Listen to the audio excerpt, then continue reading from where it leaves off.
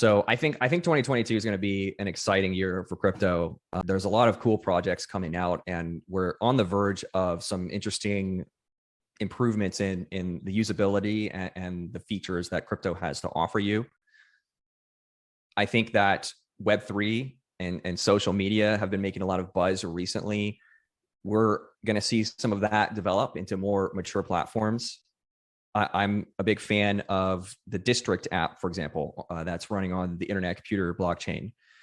That's sort of like a Twitter alternative, and we've seen a lot of buzz recently around Web3, where people are criticizing, the Twitters, the Facebooks, et cetera, for their data policy and their censorship.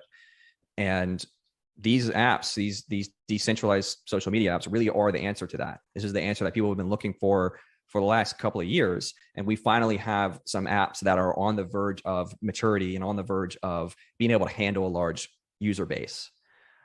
So that is a key theme to watch out for. And if you are a crypto user, you're going to want to get in on these apps and create an account and start posting so you can get that juicy airdrop when they finally drop the token on you. So I guess some of the first questions that usually come to mind, right, is when you have,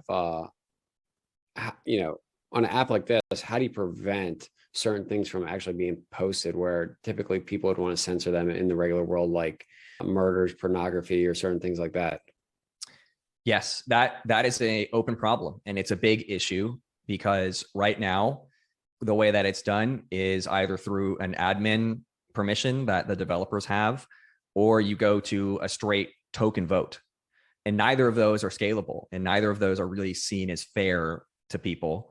This is what makes me really bullish on decentralized court systems like Claros, because this is going to allow you to set a policy, a content policy for your social media. And if somebody posts something that violates that policy, you can open a dispute in this court system and let the jurors decide, does this, violate the policy or not? Hopefully they, come to a rational conclusion. And then that is the way that you actually moderate your platform. If they agree it violates, that takes it down.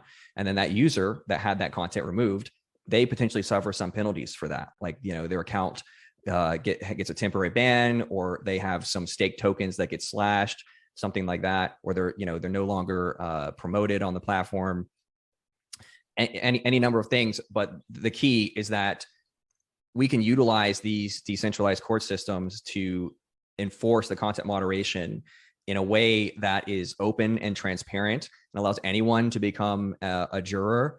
And really, in my mind, it solves a lot of the grievances that people have with the way that Web 2 social media has been moderating, which is very opaque.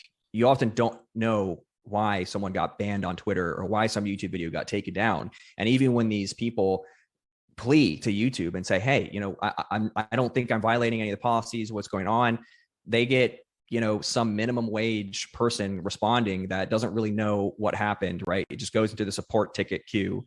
And there's really no dialogue with these companies over their policies. All they care about is the share price going up. And as long as it's not going down, they're not going to change their content policies. So what Web3 can offer with these decentralized court systems is a really open and fair system that puts everybody on a level playing field. And it really enables true debate over these content policies and the enforcement of them. It enables the free market then to pick which social networks are going to most fit that content. And it enables a lot better competition between these social networks with different content policies. And that's ultimately what we want to get, better product.